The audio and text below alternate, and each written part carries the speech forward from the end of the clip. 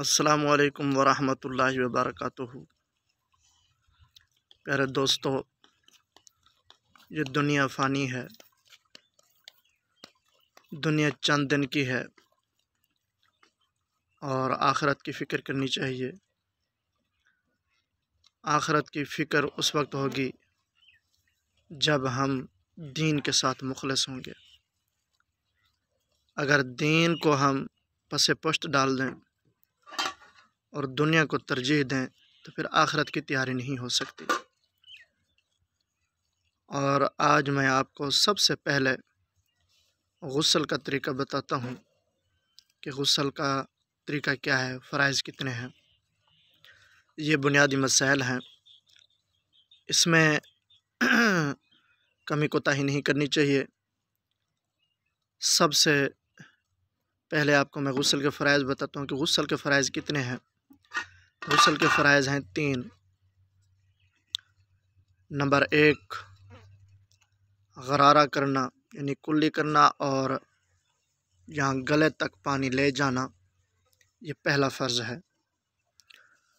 دوسرا جو فرض ہے وہ ناک کی نرم ہڈی تک پانی لے جانا، یہاں تک۔ اور تیسرا جو فرض ہے وہ پورے جسم پر اتنا پانی بہاؤ کہ بال برابر بھی جگہ خشک نہ رہے۔ یہ 3 فرض ہیں، اور طریقہ کار یہ ہے کہ با پردہ جگہ ہو اور سب سے پہلے استنجا کریں اور پالیدی والی جگہ کو صاف کریں۔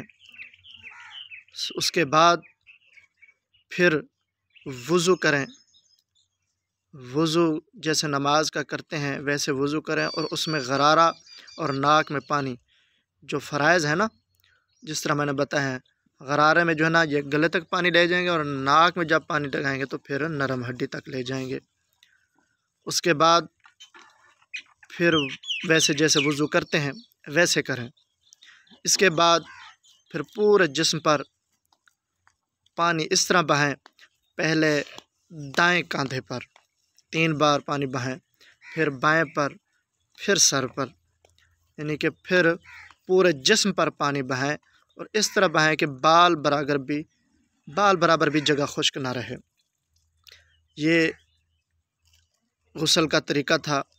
اگر ہمارا غسل ٹھیک ہے تو ہمارا وضو بھی ٹھیک، نماز بھی پڑھ سکیں گے۔ اگر ہمارا غسل بھی ٹھیک نہیں تو پھر کھانا پینا بھی حرام، پھر جو ہے نمازیں بھی ہماری کسی کام کی نہیں ہے، اور قرآن کی تلاوت بھی کسی کام کی نہیں ہے۔ تو لہٰذا یہ بنیادی مسئلہ تھا، یہ میں اپنے دوستوں سے شیئر کرنا چاہتا تھا۔